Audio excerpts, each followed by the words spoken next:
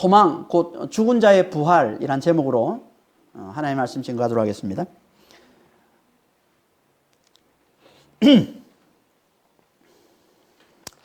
예루살렘에 있는 로마 군영, 안토니아 요새라고 하는데요. 이 로마 군영 밖에서 이제 바울의 간정을 듣던 유대인들은 그들이 완악해서 하나님께서 자기를 이방인에게로 보낸다는 이 바울의 말을 듣고는 이 유대인들이 이제 바울을 죽이려 달려들었고, 이를 본 로마 천부장이 급히 그를 로마 군영 안으로 데려가서는 무슨 일로 유대인들이 그를 죽이려 하는지 알아보기 위해서 채찍질 하려 했죠.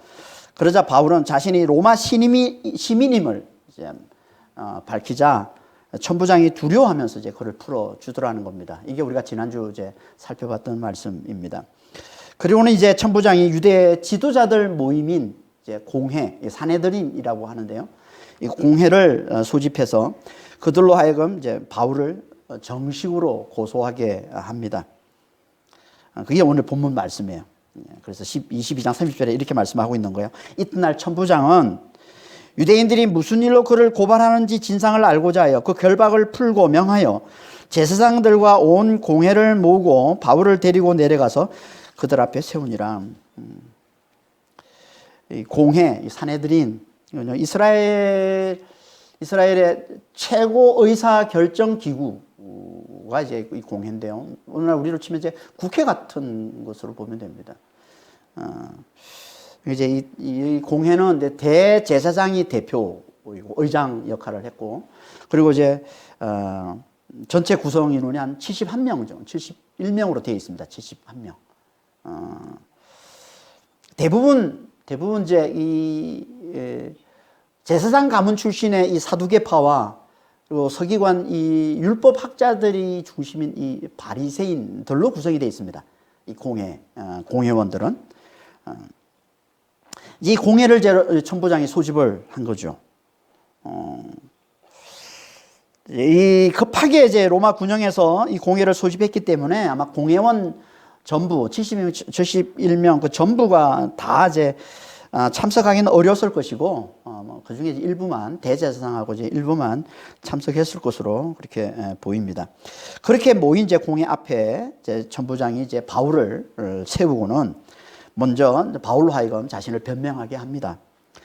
그래서 바울이 그들을 주목해서 바라보고 이제 이렇게 말하더라는 거예요. 그게 이제 23장 1절 말씀이죠. 바울이 공회를 주목하여 이르되, 여러분 형제들아, 오늘까지 나는 범사의 양심을 따라 하나님을 섬겼노라 하거늘. 여기 범사의 양심을 따라라는 이 말은 좀 정확히 번역하면요, 모든 착한 양심을 따라, 이런 말입니다. 모든 착한 양심을 따라. 양심이 뭡니까? 문자적인 의미는 함께 아는 것이란 뜻입니다. 함께 아는 것, 이게 양심이라는 이 헬라의 이 문자적인 의미가. 그리고 그대로 이걸 이제 영어도 이걸 그대로 따와서, 그래서 영어가 양심이라는 단어가 영어가 conscience라고 하는데요. 그게 칸이라는 함께라는 단어하고 이 사이언스, 이게 지식이라는 뜻이거든요. 아는 것.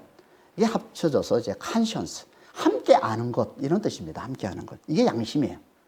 양심은 함께 아는 거예요. 무슨 말일까 이게? 이 말은 하나님과 내가 함께 아는 걸 얘기하는 거예요. 이게 양심이라는 거예요. 그러니까 선악을 아는 하나님의 지식과 그 판단을 내 안에 같이 공유하고 있는 거예요. 이걸 양심이라고 하는 겁니다. 그래서 이걸 다른 말로 율법이라고도 하는 거예요. 그래서 로마서 2장 14절 15절에 보면, 율법 없는 이방인이 본성으로 율법을 행할 때에는 이 사람은 율법이 없어도 자기가 자기에게 율법이 되나니 이런 이들은 그 양심이 증거가 되어 그 생각들이 서로 고발하며 혹은 변명하여 그 마음에 새긴 율법의 행위를 나타내느니라. 그러니까 이방인들에게는 양심이 하나님의 말씀, 율법의 역할을 한다는 거예요. 그러니까 이 기능이 잘 살아있을 때는, 양심의 이 기능이 잘 살아있을 땐 하나님의 지식과 판단대로 옳고 그름을 잘 판단해서 행동하게 된다는 거예요. 하지만 죄가 들어오면서 하나님을 멸시하고 하나님을 대적하는, 이게 죄가 들어오면서 이 양심의 기능이 고장이 납니다. 그래서 더 이상 하나님의 지식으로 판단하지 않고 다 자기 유익을 쫓아서 판단하고 하게 된 거죠. 이걸 성경에서는 양심을 버렸다? 양심의 화인 맞았다? 이렇게 얘기를 하는 거예요. 그래서 디모데전서 4장 2절에 보면 자기 양심이 화인 맞아서 자기 양심에 화인 맞아서 외식함으로 거짓말하는 자들이야. 화인 맞아서. 이 고장난 양심을 이렇게 표현하고 있는 거예요. 이 고장난 양심은 언제 다시 회복이 되냐면 예수를 믿을 때 다시 회복이 되는 거예요. 예수를 믿을 때. 그걸 깨끗한 양심, 착한 양심 이렇게 부르는 겁니다. 다시 회복된, 예수를 믿음으로 다시 회복된 이 양심을 깨끗한 양심, 착한 양심이라고 부르는 거예요. 그래서 항상 믿음과 이 착한 양심을 같이 말하는 거예요. 믿음과 착한 양심이 같이 나오는 겁니다. 디모데후서 1장 19절에 믿음과 착한 양심을 가지라. 어떤 이들이 이 양심을 버렸고 그 믿음에 관해서는 파선하였느니라. 디모데후서 3장 9절에서도 깨끗한 양심에 믿음의 비밀을 가진 자라야 할지니. 무슨 말이에요? 믿는 자는 착한 양심으로, 깨끗한 양심으로 사는 자라는 거예요. 믿는 자는. 그러니까 하나님의 지식과 하나님의 판단을 잘 알고, 그 판단대로, 그 하나님의 판단대로, 옳고 그름을 잘 판단해서 그걸 잘 쫓아 살아가는 삶을 사는 자. 이게 누구냐? 이게 믿는 자라는 거예요.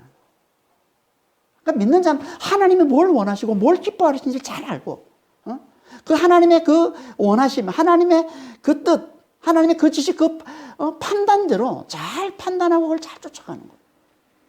그게 믿는 자예요. 다시 말해서 그게 성령으로 사는 자입니다. 성령이 계시기 때문에 성령께서 우리에게 깨우치시고 알게 하시고 판단하게 하시는 그걸 잘 쫓아가는 삶을 사는 거예요. 이게 믿는 자란 말이에요. 우리는 어떻습니까? 우리는 착한 양심으로 잘 살아가고 계신가요? 하나님의 지식, 하나님의 판단대로 옳고 그름을 잘 판단해서 그걸 잘 쫓아 살아가는 그런 믿는 자가 맞습니까? 믿는 자는 착한 양심으로, 깨끗한 양심으로 살아가는 자라는 겁니다.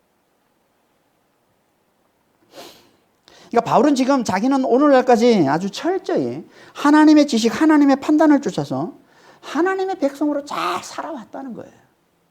여기 하나님을 섬겼다라고 얘기를 하고 있는데 이것도 정확히 번역하면 하나님의 시민, 하나님의 백성으로 살아왔다라는 말입니다. 이게 아마 좋은 성경책은 여기 밑에 이제 나나주가 하나님을 섬겨노라 보면 번호가 매겨져 있습니다. 그러면 나나주에 보면 이제 나나주 보면 거기 뭘 의미하는지가 나오죠. 하나님께 백성 노릇을 했다. 그러니까 백성으로 살다 이런 뜻이거든요. 이 단어가 이게 폴리티오마이라는 말인데 이게 시민으로 살다, 시민으로 생활하다 이런 말인 것입니다.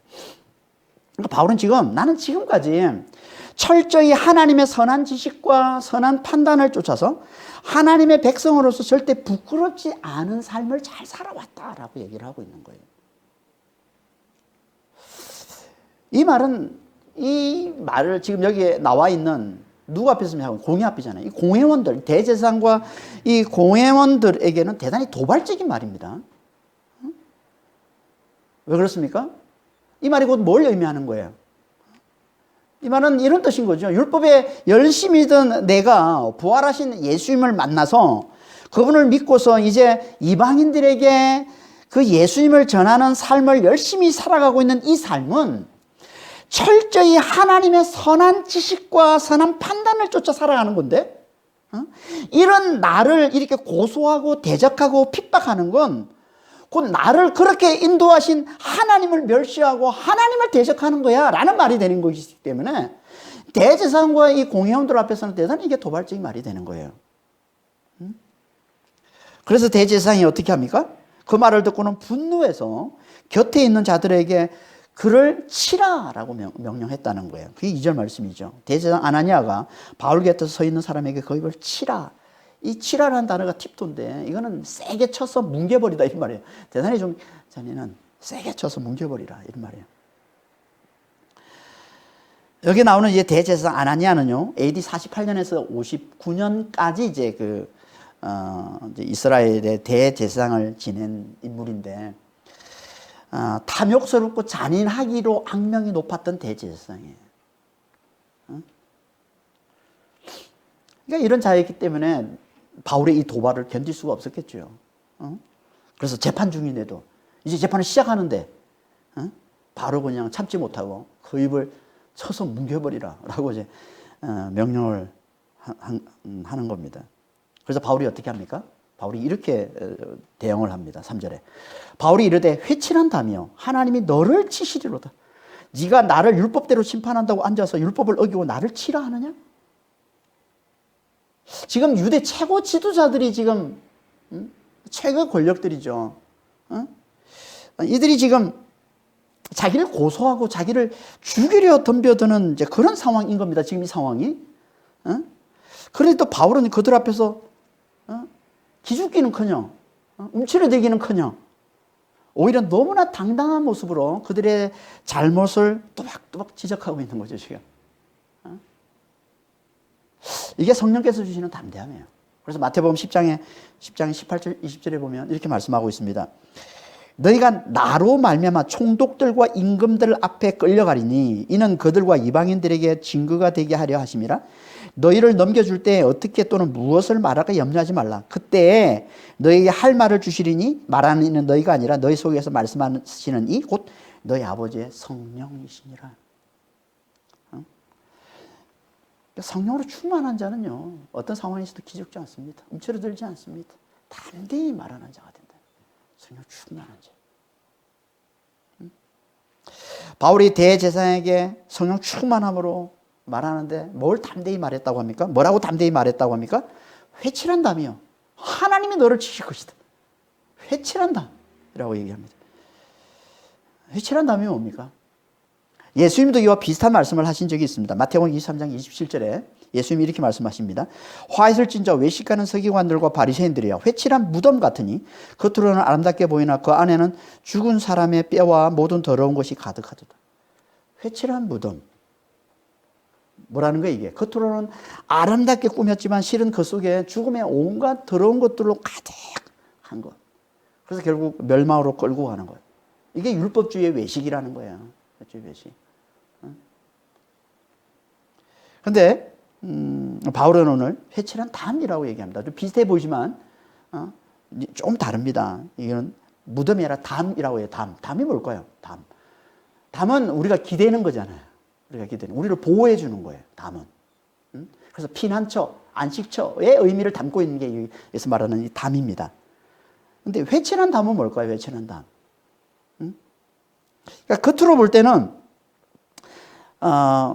사람들이 기다릴 수 있는, 사람들이 의지하고 사람들을 보호해 줄 것 같은, 그렇잖아요. 추위로부터 우리를 막아주고 보호해 줄 것 같은 그런 아름답게 잘 꾸며져 있는 그런 담, 그런 벽처럼 보이지만 실은 아무 도움이 되지 않고 아무 힘이 되어주지 못하고 기대면 쉽게 무너져버리고 마는 담. 실제로는 거미가 있고 조금만 손만 대도 그만 무너지는 건데 겉으로만 이게 해치를 하는 거예요. 아름답게 꾸며놓은 거예요. 사람들이 그게 나를 보호해 주겠네? 나에게 도움이 되겠네? 기대면 화르륵 무너지고 마는. 그래서 함께 망하고 마는 그런 담을 얘기하는 거예요. 이게 회칠한 담이에요. 이 회칠한 담이 누구라는 거예요? 율법과 성전에 사로잡혀 있는 유대 지도자들을 바로 이런 회칠한 담이라고 이제 바울이 얘기하고 있는 거죠, 지금. 원래 이 표현은요, 구약에서 에스겔 선지자가 거짓 선지자를 빗대어서 했던 표현이에요, 이 단어. 이 회칠한 담이라는 단어는. 에스겔서 13장 14절입니다. 회칠한 담을 내가 이렇게 회파하여 땅에 넘어뜨리고 그 기초를 드러낼 것이라. 담이 무너진 적 너희가 그 가운데서 망하리니 나를 여호와인 줄 알리라. 그러니까 이걸 인용해서 지금 바울이 유대 지도자들에게 지금 쓰고 있는 거죠. 에스겔 선지자는 지금 거짓 선지자들을 이렇게 표현하고 있는 건데 이걸 인용해서 지금 유대 지도자들에게 바울이 쓰고 있으니까 이 유대 지도자들이 곧 누구라는 거예요? 거짓 선지자와 같다는 거죠. 거짓 선지자.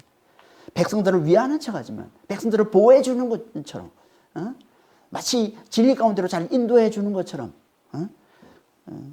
그렇게 꾸미고 있지만 실은 자기밖에 모르는, 탐욕밖에 모르는, 탐욕에만 사로잡혀 있는 자들. 백성들에게 아무 힘이 되어주지 못하고 결국은 함께 무너져버리고 마는, 결국은 함께 멸망당하고 마는 자들.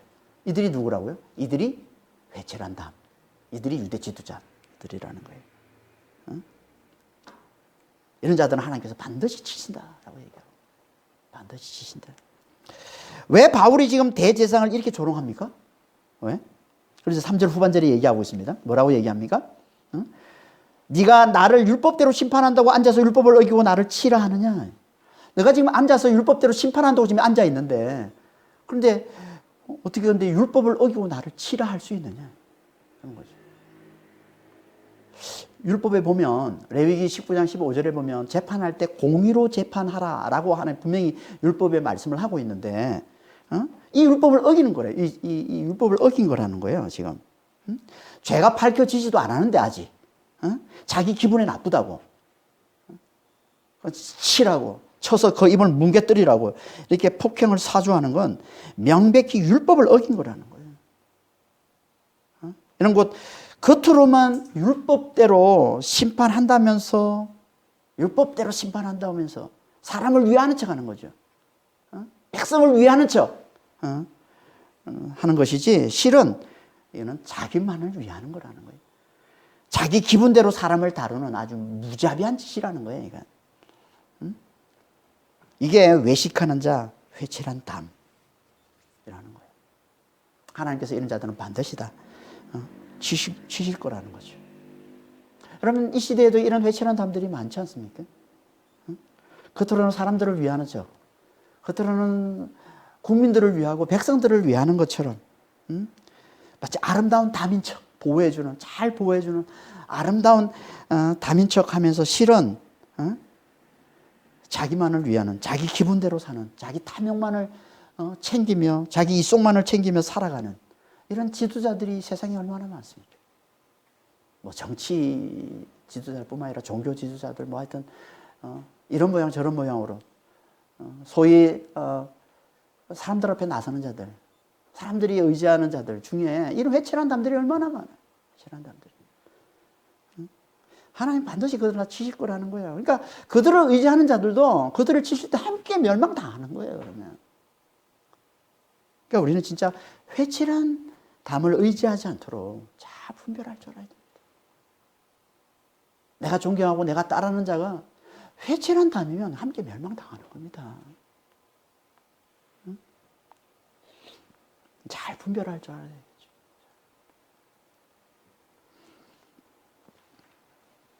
이 말은 당연히 대제사장에게 대단히 모욕적인 별명이죠. 회칠한 담이라는 말은. 거짓 선지자에게 썼던 표현인데.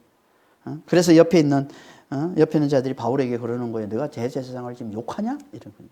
4절에 곁에 선 자들이 말하되 하나님의 대제사장을 네가 욕하느냐? 그랬더니 바울이 뭐라고 대답합니까? 바울이 이르되 형제들아 나는 그가 대제사장인 줄 알지 못하였노라. 기록하였을 때 너의 백성의 관리를 비방하지 말라 하였느니라 하더라. 이게 출애굽기 22장 28절을 지금 인용하고 있는 건데 이걸 인용하면서 지금 그가 대제사장인 줄 알았으면 내가 이런 말을 하지 않았을 것이다. 난 몰랐다. 그가 대제사장인 줄 몰랐다라고 얘기하고 있는 거죠. 바울이 진짜 몰랐을까요? 몰랐을 거라고 봅니다.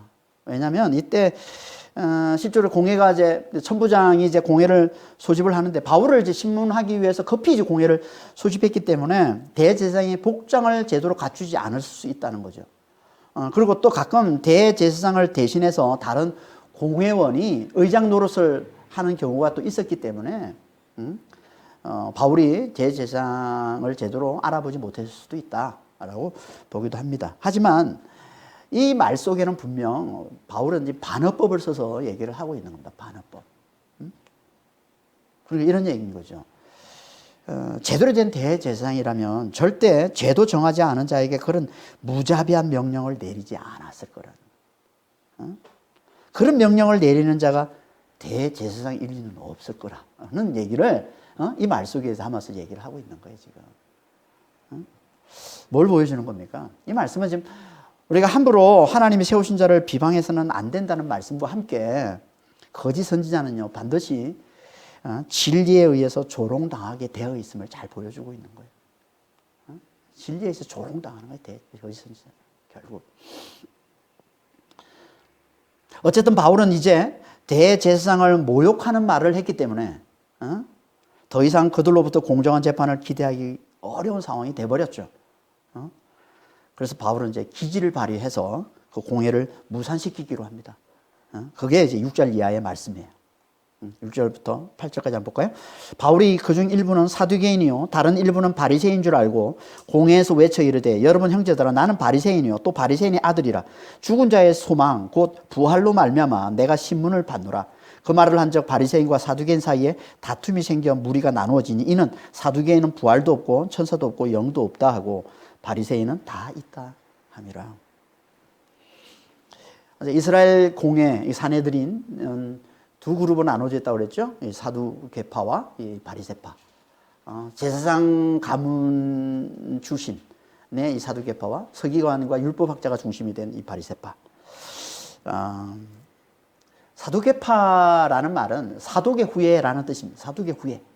그러니까 사독이 누굽니까? 다윗 왕 때 그리고 솔로몬 왕 때 충성된 대제사장이에요. 사독이. 충성된 대제사장. 그러니까 그 충성된 대제사장의 후예를 자처하는 자들이 이제 사두개파인데 BC 160년 경에 이제 마카비 혁명이 일어나고 하스몬 왕조가 이제 세워지게 되는데요. 이 셀루쿠스 시리아에 있는 셀루쿠스 왕자가 유대를 아주 핍박을 할 때, 종교 탄압도 심하고 핍박을 할 때 거기에 이제 저항을 하면서 마카비 혁명이 일어나고 이제 그렇게 해서 유대 독립국이 생겼는데 그게 이제 하스몬 왕조입니다. 그때 이제 이 제사장들이 자신들은 사독의 후예라면서 사독의 후예라면서 그 이름을 자기 그룹 이름을 이제 사두개파, 사두개, 사두카이오스라고 이제 이름을 지어요. 우리는 사독을 따르는 자다. 이런 사독의 후예들이다. 이런 이름을 지은 자들이 이제 이 사두개파 사람들인데요. 당시에 이들은 성전의 관리와 책임을 맡은 자들이에요. 성전의 관리와 책임을 맡은 자들은 곧 당시에는 유대교가 곧 그 나라의 중심이기 때문에 그 성전을 관리하고 책임을 맡는다? 그러면 그 유대 나라의 그 이스라엘의 중심 세력, 핵심 세력이 된다는 거예요. 그래서 이들이 제사장 가문을 형성하고 그리고 지배층을 형성하는 거야. 귀족을 형성하는 거야, 이들이. 그래서 그들이 온갖 이 권력과 부귀와 영화를 다 누렸던 거죠, 이 사두개파가. 이들의 율법가는 성전만 중시합니다. 그래서 성경에서도 성전을 중요하게 다루고 있는 모세 오경만 인정하고 다른 성경은 인정하지 않아요. 그래서 선지서나 시가서 이건 인정을 하지 않습니다. 오직 성전과 모세 오경만 인정해요. 그러니까 하나님은 성전을 통해서만 그리고 모세 오경을 통해서만 우리와 함께 하시고 우리에게 말씀하신다고 그렇게 믿었던 거예요, 얘들은. 다른 건 다 부정했습니다. 그래서 그들은 부활도 믿지 않았고 영도 믿지 않았고 천사도 믿지 않았던 거예요. 그러니까 모세에게는 그런 얘기가 나오지 않거든요. 그러니까 이 예언서와 이 시가서에 주로 나오는 내용들은 다 부정했던 거예요. 믿지 않았던 거예요. 그들에게 중요한 건 오직 현실. 그러니까 그리스 철학자들 우리가 앞에서 살펴봤지만 그리스 철학자의 두 큰 그룹이 있었잖아요. 에피쿠로스 학파와 스토아 학파. 그 중에서 에피쿠로스 학파와 비슷하다 보면 돼요. 사두개파들은. 그래서 현실이 중요한 거야. 현실이 잘 사는 게 중요한 거야. 당연히 그렇겠죠. 부활을 믿지 않으니까. 내세를 믿지 않는데. 반면 바리새인들은 정반대입니다. 정반대.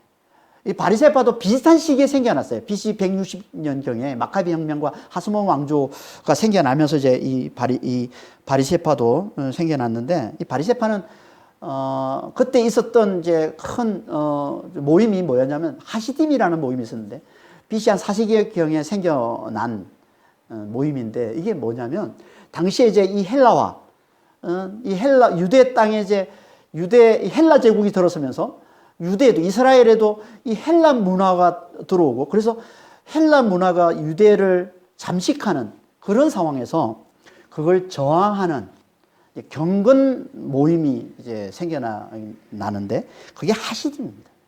하시딤.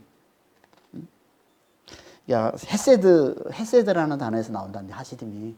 그러니까 우리는 하나님의 은혜를 지키는 자, 그러니까 하나님께 충성된 자를 나타내는 표현이에요. 이 하시딤이. 그러니까 이 하시딤의 후예들이 좀 더 이제 조직화해서 만든 그룹이 바리새파예요. 바리새파. 이들은 모세도 중요시했지만, 모세오경을 기록한 모세도 중요하게 여겼지만 에스라도 대단히 중요하게 여겼습니다. 에스라가 이제 바벨론에서 포로로 가 있다가 돌아온 후에 이제 다시 율법을 정리하고 집대성하고 해서 이제 새로 이스라엘 백성을 율법을 가르쳐 줬던 인물인데요. 그러니까 이 바리새파 사람들은 모세의 오경뿐만 아니라 선지서, 시가서까지 다 똑같이 중요하게 여겼던 겁니다. 다 똑같이 권위가 있는 것으로 그렇게 인정을 했던 거예요. 뿐만 아니라 이 율법 학자들이 이 성경을 해석한 것까지, 그걸 전성이라고 그러는데 그 전성까지 똑같이 율법과 동일하게 권위를 두었어요. 동일하게 중요하게 여겼던 겁니다. 당연히 그들은 부활도, 내세도, 천사도 인정하고 믿고 가르쳤던 거죠. 그러니까 이 사두개파와 이 바리새인들은요, 둘 다 똑같이 율법을 중요하게 여기고 성전을 중요하게 여겼지만 율법과는 완전히 달랐던 겁니다. 이를 잘 알고 있던 바울이 그걸 이용해서 그들끼리 서로 다투게 만들어서 지금 그들이 함께 손을 잡고 자기를 지금 위협하고 있는 상황인데 이 위기, 그들에게 위협받고 있는 이 위기에서 벗어나려고 했던 거예요. 그래서 이걸 알고는 이렇게 큰 소리 쳤다고 하는 겁니다. 6절 후반절에 외쳐 이르되 여러분 형제들아 나는 바리새인이요 또 바리새인의 아들이라 죽은 자의 소망 곧 부활로 말미암아 내가 신문을 받노라. 바리새인의 아들이라는 말 정확히 표현하면 바리새인들의 아들 이런 말이에요. 그러니까 아버지도 바리새인이고 조상도 바리새인. 그러니까 자기는 바리새인 중에 바리새인이다. 나만 바리새인이 아니라 우리 아버지 우리 조상도 다 바리새인. 바리새인 중에 바리새인. 그러니까 대단히 바리새인됨을 강조하고 있는 거예요. 왜 그랬겠습니까? 바리새인들이 호감을 얻기 위해서 그런 거죠. 지금 사두개와 바리새인이 지금 같이 그룹인데 자기는 바리새파다 내가. 그걸 이제 바리새인들로부터 호감을 얻기 위해서 강조해서 얘기를 하고 있는 거예요. 그리고는 뭐라고 얘기합니까? 바리새인들이 굳게 믿고 있는 것 때문에 내가 지금 신분을 받고 있다. 우리 바리새인들이 너무나 중요하게 가르치고 중요하게 지금 붙들고 있는 그 가치 때문에 내가 지금 신분을 받고 있는 거다. 그게 뭐라고 합니까? 그게 소망, 죽은 자의 부활. 죽은 자의 부활을 바리새인들은 믿었지만 사두개인들은 안 믿었거든요. 그러니까 이걸 알고서 일부러 아주 민감한 주제인 이 부활을 이제 화두로 삼아서 자신을 죽이려고 지금 손잡은 이 두 그룹, 사두개파와 이 바리새인들 간의 이간, 이 둘을 이제 분열시키려고 하고 있는 거예요. 그리고 실제로 계획대로 둘 사이에 다툼이 일어나고 결국 분열이 일어났죠. 더 나아가서는 큰 다툼이 생기면서 오히려 이 바리새인들이 어떻게 합니까? 바울을 두둔하기까지 하더라는 거예요. 그게 9절 말씀이에요. 9절. 크게 떠들새 바리새인 편에서 몇 서기관이 일어나 다투어 이르되 우리가 이 사람을 보니 악한 것이 없도다. 혹 영이나 혹 천사가 그에게 말하였으면 어찌하겠느냐 하니. 우리에게 볼 때는 그가 문제가 없다. 악한 게 없다. 그가 부활하신 예수님을 만났다고 얘기를 하는데 그게 천사일 수도 있고 그게 영일 수도 있지 않냐. 만약에 그렇다면 그게 뭐가 문제가 되냐. 충분히 그럴 수 있는 거 아니냐. 그러니까 바울은 아무 문제가 없다. 바울을 두둔해요. 바울을 지금 편들어요. 지금 바리새인들이. 그러니까 이들은 지금 바울이 전하는 복음을 믿지 않아요. 바울을 거부해요. 바울을 지금 대적하고 있는 자들입니다. 그런데 지금 뭐 하고 있는 거예요? 자신들의 가르침과 주장을 지키기 위해서 바울을 편들고 있는 거예요, 지금. 바울을 죽이기 위해 모여놓고 지금. 바울을 지금 핍박하기 위해 모여놓고. 오히려 지금 바울을 두둔하기까지 하더라는 거예요. 왜? 자신들의 가르침, 자신들의 주장을 지키기 위해서. 그러니까 바울을 공격하는 것보다 지금 중요한 게 뭐라는 거예요? 자신들의 가르침을 지키는 게 중요한 거예요. 자신의 이 주장을 지금 지키는 게 중요하다는 거죠. 왜 그렇습니까? 얘들은요, 자신들의 가르침 주장을 진리라고 믿고 있기 때문에 그러는 거예요. 진리라고 붙들고 있기 때문에 그러는 거예요. 우리는요, 진리가 아닌 거라도 그걸 진리로 붙들면 그걸 위해 뭐든 다 합니다. 뭐든 다 합니다. 요즘 뭐 진보니 보수니 하는 이것 때문에 싸우고 하는데 이런 이데올로기도 여기 속하는 거예요. 진리가 아닌 걸 진리로 붙들고 있는 거예요. 그래서 피튀기게 싸우는 거예요. 피튀기게. 여기에 빠져 있는 자들은 이걸 최고의 가치, 이게 진리로 붙드는 거거든요. 그럼 그걸 위해 서로 다투고 분열할 수밖에 없어요. 이게 거짓 선지자에게 놀아나는 세상의 모습인 겁니다. 진리를 모르면 우린 다 거짓 선지자에게 속아서 진리가 아닌 가짜 진리에 놀아날 수밖에 없고요. 그래서 늘 서로 다투면서 분열하는 삶을 살 수밖에 없는 겁니다. 진리를 모른다고 진리가 없는 게 아니에요. 진리를 모르면 반드시 거짓 선지자에게 속아서 거짓을 진리로 붙들게 되어 있습니다. 돈을 진리로 섬기게 되어 있어요. 권력을 진리로 섬기게 되어 있어요. 자신을 진리로 섬기게 되어 있어요. 그래서 자신을 하나님처럼 섬기는 거예요. 돈을 하나님처럼 섬기는 거예요. 진리를 모른다고 진리가 없는 게 아니에요. 진리가 없는 자는 거짓을 진리로 붙들고 사는 거예요. 제 쾌락을 진리로 붙들고 돈을 진리로 붙들고 자신의 야망을, 권력을 진리로 붙들며 살아가는 거예요. 그래서 늘 서로 다투고 분열하는 삶을 살게 되는 것이고, 그러다가 결국 거짓 선지자와 함께 영원한 멸망으로 들어가고 하는 거예요. 이게 세상이란 말이에요, 세상. 그래서 지금 사두개인과 바리새인도 이 진리가 아닌 이 거짓에 속아서 그걸 마치 진리처럼 붙들고서 크게 다투고 싸우더라는 겁니다. 그 싸움이 얼마나 컸는지, 그로 인해서 바울이 찢어질까봐, 찢겨질까봐 얼마나 크게 이 두 그룹이 싸우는지, 찢겨질까봐 급히 천부장이 군사를 지켜서 바울을 데려갔다고 합니다. 10절에. 큰 분쟁이 생기니 천부장은 바울이 그들에게 찢겨질까 하여 군인을 명하여 내려가 무리 가운데서 빼앗아 가지고 영내로 들어가라 하니라. 그러니까 예나 지금이나 진리를 모르는 이 세상은요, 늘 이렇게 사단과 거짓 선지자에게 속아서 그들이 뿌려놓은, 이 사단이 뿌려놓고 거짓 선지자가 뿌려놓은 이 거짓된 진리를 진리로 알고 거기에 목숨 걸고 다투고 싸우고 하는 겁니다. 거기에 목숨 걸고 싸우는 겁니다. 다. 그래서 지금도 이렇게 막 돈, 권력, 이것 때문에 목숨 걸고 싸우잖아요, 다들.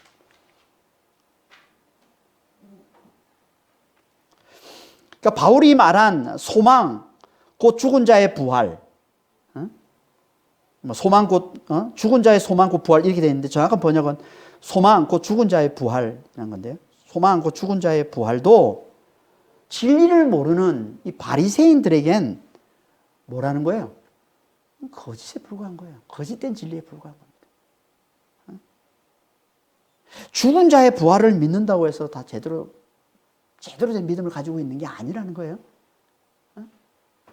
바리새인들은 지금 죽은 자의 부활을 믿어요. 근데 이건 거짓이에요. 왜 거짓입니까? 그들은 율법 안에서 부활을 믿기 때문에 거짓인 거예요. 이 바리새인들이 믿는 이 부활이 뭡니까?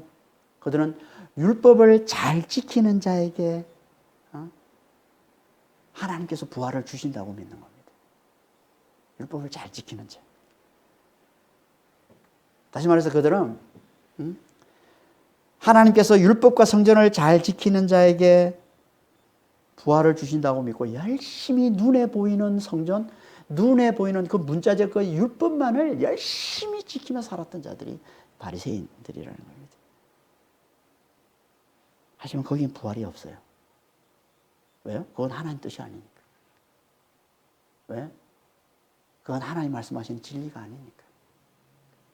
그럼 진리는 뭡니까? 진리는 그걸 통해서 우리 힘으로는 절대 성전과 율법과 성전을 지킬 수 없음을 깨닫는 게 진리인 거예요. 그걸 통해서 우리는 오직 하나님의 은혜로만 구원에 이를 수 있음을 깨닫는 게 진리인 거예요. 하나님의 은혜로 율법과 성전이 되어서 우리가 율법과 성전이 되어서 구원에 이를 수 있음을 깨닫는 거예요. 하나님의 은혜로. 그래서 그 은혜만을, 그 하나님의 은혜만을 굳게 붙드는 거예요. 이게 진리라는 거예요. 그 하나님의 은혜가 뭡니까? 우리를 율법과 성전이 되게 만들어주시는 하나님의 은혜. 그분이 누구예요? 그분이 예수님이에요. 그분이 예수님이에요.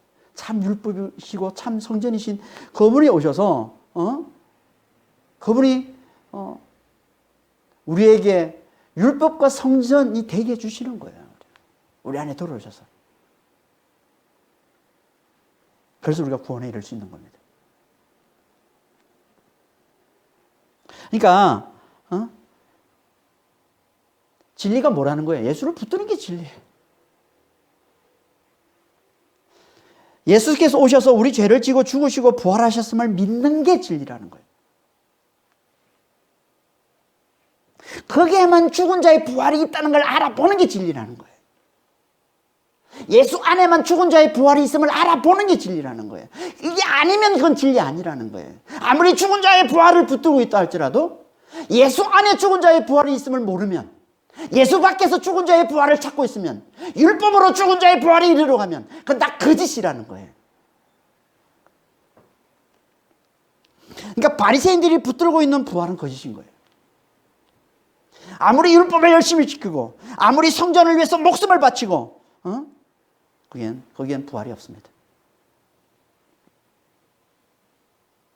그대로 아무리 그토록 부활을 꿈꾸면서 그토록 부활을 바라면서 열심히 율법을 지키고 열심히 성전을 지켜도 거기엔 부활이 없다는 거예요. 그러니까 어떻게 보면 가장 불쌍한 사람들이 바리새인들이에요. 그렇죠? 불쌍한 사람들이 바리새인들. 그들은요, 이 부활을 바라보고, 이 죽은 자의 부활을 바라보고, 율법과 성전에 목숨을 걸었던 사람들이거든요, 진짜. 목숨 바쳐서 율법을 지키고, 목숨 바쳐서 성전을 지킨 자들이에요, 이 바리새인들이. 이들이 얼마나 대단했냐면요, 이 셀루쿠스 왕조가, 이 시리아, 이 셀루쿠스 왕조가 유대를 지배할 때, 이 셀루쿠스 왕조의 이 안티오쿠스 4세라고, 안티오쿠스 에피파네스라는 왕인데 아주 악독한 왕이 있습니다. 어떻게든 유대의 유대인들이 믿고 있는 하나님을 없애려고, 그리고 예루살렘에 와서 예루살렘 번제단을 허물고, 그리고 그 돼지 피를 뿌리고, 그 가장 부정한 짐승인 이 돼지 피를 성전에 뿌리고 돼지를 섬기게, 돼지 앞에 절하게 하고, 그러자 그 앞에 엎드려서 그 왕이 지나갈 때 그 앞에 엎드려서 우리 목을 치고 지나가라고. 그래서 수많은 바리새인들이 죽임을 당한 거죠.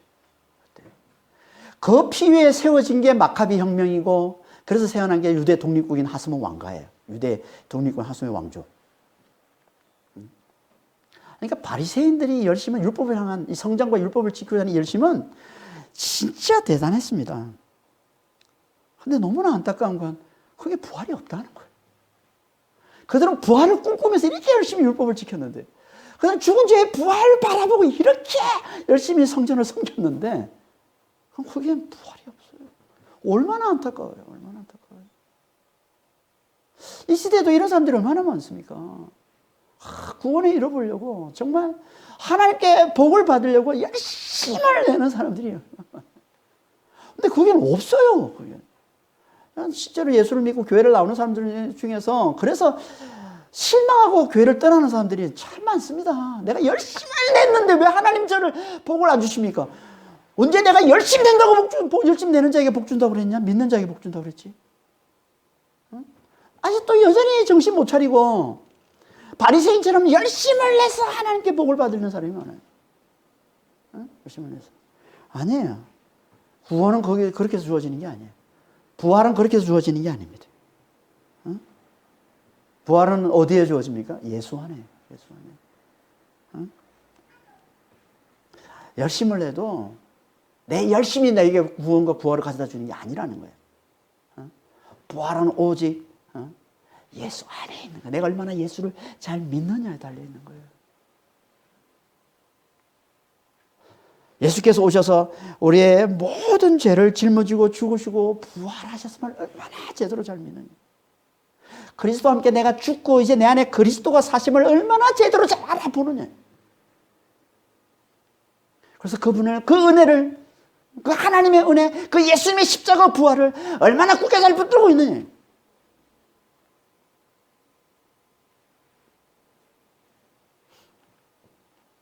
거기에 주어지는 게 부활이라는 거예요. 그러니까 구원은요, 부활, 이건 내가 주를 위해 뭔가 열심히 해서 얻는 게 아니라, 정말 제대로 잘 깨달아야 되는데요. 아직도 많은 사람들이 이 바리새파의 후예들처럼 사는 사람들이 많아요. 뭔가 주를 위해서 하나님을 위해서 열심히 뭔가를 해서 자꾸 하나님의 어떤 구원과 이 부활을 얻으려고 하는 사람들이 많은데, 아니에요. 구원과 부활은 그렇게 해서 얻으시는 게 아닙니다. 내가 뭔가 주를 하나님 위해서 열심을 내서 얻는 게 아니라 주님이 우리를 위해서 행하신 일을 내가 얼마나 잘 알아보느냐에 달려있다는 거예요. 그걸 얼마나 제대로 잘 알아보느냐. 하나님이 우리를 위해서 행하신 일, 하나님의 은혜, 그리스도의 십자가 이 부활의 이 은혜를 이걸 얼마나 제대로 잘 알아보느냐에 달려있다는 거예요. 그래서 이 은혜를 제대로 잘 알아보고 하나님을 기뻐하는 데 달려있는 거예요. 그리스도를 기뻐하는 데 달려있는 거예요. 그 십자가를 기뻐하고 그 부활을 기뻐하는 데 달려있는 거예요. 그러니까 믿음은 기쁨인 거예요. 기쁨. 은혜를 알아보고 기뻐하는 게 믿음인 거예요. 하나님 우리에게 베푸시는 구원은 여기에 달려있어요. 하나님의 우리를 바라보실 때 하나님께서 진짜 믿는지 진짜 믿음을 가진 자인지 뭐로 분별하시냐면 하나님을 얼마나 기뻐하느냐예요. 예수님을 얼마나 기뻐하느냐예요. 십자가의 부활의 은혜를 얼마나 기뻐하고 있냐는 거예요. 그게 하나님 앞에 하나님께서 보시는 믿음인 겁니다. 이게. 여기에 주어지는 게, 여기 하나님께서 부어주시는 게 이게 구원인 거예요. 이게 구원인 거예요.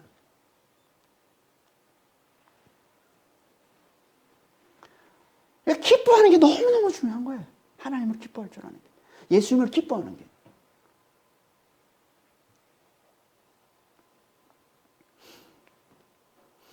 그래서 우리가 이렇게 성탄절을 맞이해서 그분을 기뻐하는 거죠. 성탄절이 기쁩니까? 기뻐요? 요즘 워낙 시국이 어수선하고 코로나 때문에 이래서 별 기쁨이 없습니까? 코로나가 없으면 막 기뻐요? 이게 길가에 캐롤송이 울려 퍼지고 그러면 기쁩니까?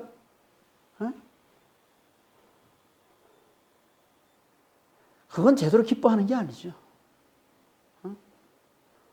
그건 구원받은 자의 기쁨이 아닌 거예요. 그럼 기분이 좋아서 기뻐하는 거예요?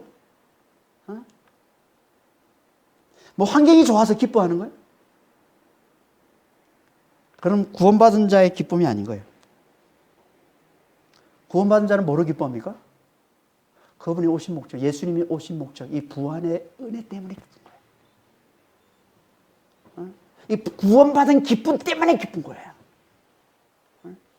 왜 예수님을 기뻐하느냐? 왜 예수님 오심을 왜 기뻐하느냐? 그분이 오셔서 내게 부활을 주셨기 때문에, 그분이 오셔서 나를 구원해 주셨기 때문에, 그분이 오셔서 내 모든 죄를 다 사해 주시고, 죄와 사망에서 나를 건져 주시고, 나에게 부활을 주시고, 나에게 영생을 주셨기 때문에, 이게 기뻐서 그분을 기뻐하는 거예요. 이게 진짜 성탄절의 기쁨인 거예요. 환경과 상관없어요. 내 감정과 상관없어요. 내 기분과 상관없어요. 이게 진짜 성탄절의 기쁨이라는 거예요. 이게 진짜 하나님이 함께 하시는 성탄절의 기쁨이라는 거예요. 우리에게 이 기쁨이 있냐는 거예요. 기쁨. 부활의 은혜를 아는 이 기쁨이 있냐는 거예요. 그리고 기뻐하자는 거예요. 이게 있는 자는 환경이 어떻든, 뭐 코로나가 지금 세계를 뒤덮고 있고, 이 나라에 지금 수많은 사람들이 지금 계속 코로나로 인해서 이렇게 힘들어하고, 우리 주변에 그런 사람들이 막 계속 넘쳐나고 있다 할지라도 성탄절을 기뻐합니다. 주님 오심을 기뻐합니다. 주님을 기뻐합니다. 부활의 은혜가 있는 자는, 이 구원의 은혜가 있는 자는, 이 하나님의 은혜를 알아보는 자는, 이게 구원받은 자라는 거예요. 이게 구원받은 자. 이게 아니고 다른 것으로 기뻐하는 자는요, 결국 자기를 심판하실 분을 기뻐하는 것 같은 거예요. 막 성탄절이라고 기뻐해, 막 좋아해, 즐거워해. 그런데 부활의 은혜를 모르고, 구원의 은혜를 모르고, 하나님의 은혜는 모르고 내가 기뻐하고 있다면 결국은 나를 심판할 자, 나를 멸망시키실 분을 기뻐하고 있는 것과 똑같은 거예요. 왜? 주님의 이 부활이 심판의 기준이 되기 때문에 그렇습니다. 이게 이는 정하신 사람으로 하여금 천하를 공의로 심판하를 작정하시고, 이에 그를 죽은 자 가운데서 살리신 것으로 모든 사람에게 믿을 만한 증거를 주셨습니다. 하나님께서 천하를 심판하를 하는 작정하셨어요. 언젠가는 하나님이 천하를, 온 세상을 심판하시겠다는 거예요. 공의로. 근데 그 공의가 뭐냐면, 그 공의가 누구예요? 하나님이 정하신 사람이 공의예요. 하나님이 정하신 사람이 있어요. 그분이 공의예요. 근데 그분이 뭐로 정하셨냐면, 죽은 자 가운데서 다시 살리심으로 살리신 그 확실한 증거를 보여주셨는데, 그 믿을 만한 증거를 보여주셨는데, 그 증거를 믿는 사람은 하나님께서 구원해 주시고, 그 증거를 믿지 않는 자는 하나님께서 심판하신다는 겁니다. 하나님이 세상을 심판하러 작정하시고, 그 세상의 심판의 기준을 뭐로 삼았냐면, 예수님께서 죽은 자 가운데 다시 살아나신 이 부활로 심판의 기준을 삼으신 거예요. 하나님은 이걸 확실한 증거로 주신 거래요. 우리에게 확실한 증거. 하나님 살아계심을, 하나님 창조주 되심을, 하나님 우리를 사랑하심을 나타내는 확실한 증거로 주신 게 예수의 부활이라는 겁니다. 이걸 알아보고, 이 예수의 부활을 알아보고 예수의 부활을 믿는 자라는 구원해 주시고, 그렇지 않은 자는 다 심판하시겠다는 거예요. 이게 부활이에요. 이게 부활이에요. 예수의 부활. 이 부활을 모르고 우리가 주님 오심을 기뻐하고 성탄절을 기뻐하는 건, 이거는 말이 안 되는 거죠. 이거는 나를 심판하실 분을 기뻐하는 것밖에 안 되는 거예요.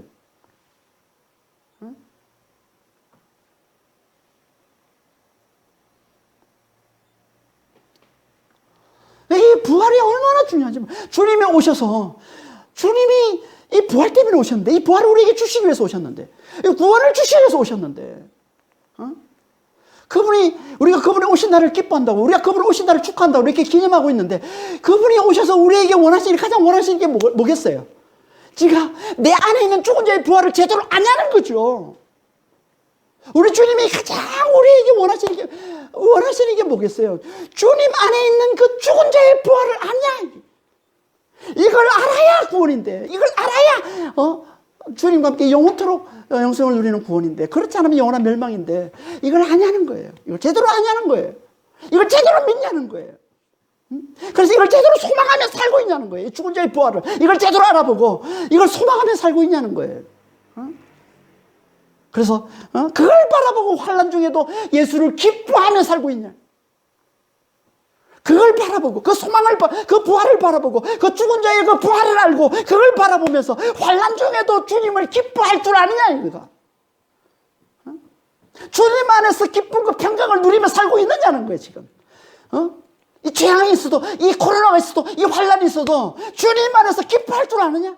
내가 죽은 자의 부활을 알고서, 내가 정말 예수 안에 있는 이 죽은 자의 부활을 제대로 알고서, 제대로 깨닫고서, 아무리 환난 가운데 있다 할지라도, 아무리 지금 우울함을 당하고 있다 할지라도, 내가 예수 안에서 진짜 기뻐하는 게 있냐?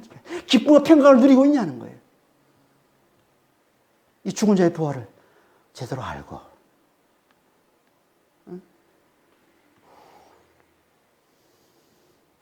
이게 성탄절을 제대로 기념하는 거예요. 예수 안에 있는 죽은 자의 부활을 제대로 깨닫고 예수를 기뻐할 줄 아는 거예요. 다시 한번 주님께서 성탄절을 맞이해서 주님 오신 이 날을 우리가 기념하는 우리들에게 주님께서 다시 한번 우리에게 도전하시면서 우리에게 깨우쳐주기를 원하시는 게 이거예요. 예수 안에 있는 죽은 자의 부활을 내가 제대로 깨닫고 예수님을 진짜 사랑하고 예수님을 진짜 기뻐하고 예수님께 진짜 감사하며 살고 있는지 이걸 돌아보라는 거예요. 이게 믿음이라는 거예요. 이게 하나님의 자녀라는 거예요. 이게 구원받은 자라는 거예요. 응? 오늘 주님께서 우리에게 그걸 도전하시는 겁니다. 우리는 정말 말씀과 기도로 예수 안에 죽은 자의 부활이 있음을 잘 깨닫고 그걸 맛보고 그걸 누리면서 죽은 자의 부활을, 그 부활을 잘 알고 잘 깨닫고 그걸 확신하면서 성령의 능력으로 그 부활을 바라보면서 성령의 능력으로 그 부활을 바라보면서 환난 중에도 예수를 기뻐할 줄 아는, 환난 중에도 예수 때문에, 예수님 때문에 기뻐할 줄 아는 그런 성도들이 우리 주님이 되길 원하시는 거예요. 환난 중에도 예수님 안에서 안식할 줄 알고 예수님 안에서 평강을 누릴 줄 아는 그런 성도들이 되기를 우리 주님이 원하시는 겁니다. 그러면 어떻게 돼요? 부활을 잘 바라볼 줄 알아야죠. 예수 안에 죽은 자의 부활에 있음을 확신할 줄 알아야지. 여러분 부활을 잘 바라보십니까? 그걸 봐야 돼요. 이렇게 환란이, 이렇게 시대가 어수선할 때일수록 더 우리는 이 부활을 바라봐야 돼요. 예수 안에 있는 죽은 자의 부활을 바라봐야 돼요. 부활하신 그분을 바라봐야 돼요. 그래야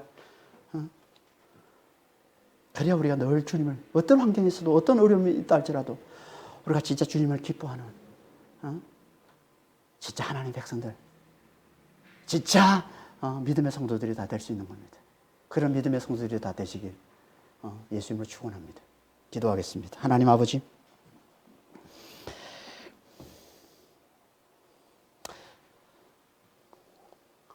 구원은 주님 바리새인들처럼 주를 위해서 우리가 뭔가 열심을 낸다고 얻을 수 있는 게 아니라 아버지 하나님, 하나님께서 우리를 위해서 행하신 일, 하나님의 은혜, 예수님의 십자가 부활을 제대로 알아보고 그 은혜를 굳게 붙드는 자에게 주어지는 것이 구원이요 부활임을 아버지 하나님 오늘 말씀을 통해 다시 한번 저희들 깨우쳐 주시니 감사합니다. 주님, 정말 우리는 예수 안에 있는 이 죽은 자의 부활을 잘 깨닫는 자가 되게 하셔서 어떤 환난 가운데서도 그 부활의 소망 때문에, 그 부활의 믿음 때문에 예수를 기뻐할 줄 아는, 예수 안에서 기쁨을 누리고 평강을 누릴 줄 아는, 안식을 누릴 줄 아는 하나님의 자녀들, 믿음의 성도들이 다 될 수 있도록 주님 저희들을 축복해 주시고 주님 인도하여 주시옵소서. 아버지 하나님, 정말 우리는 매일매일 주님의 부활을 보기를 원합니다. 예수 안에 있는 예수 안에 있는 이 죽은 자의 부활을 아버지 하나님 매일 우리가 깨닫고 매일 맛보고 매일 누리며 살기를 원합니다. 매일 그걸 바라보며 살기를 원합니다. 그래야 우리가 세상을 이깁니다. 그래야 이 환난을 이깁니다. 그래야 재앙을 이깁니다. 주님, 어떤 환난 가운데 있다 할지라도 아버지 우리가 기뻐하며 주님을 기뻐하며 감사하며 살아날 수 있습니다. 주님, 그런 믿음의 성도들이 다 될 수 있도록 다시 한번 성탄절을 맞이해서 아버지 하나님 저희 안에 아버지 이 믿음을 아버지 도전을 주셨사오니 주여 이 믿음을 회복할 수 있도록 주님 저희들을 축복해 주시고 주님 인도하여 주시옵소서. 감사하며 우리 주 예수 그리스도로 기도합니다.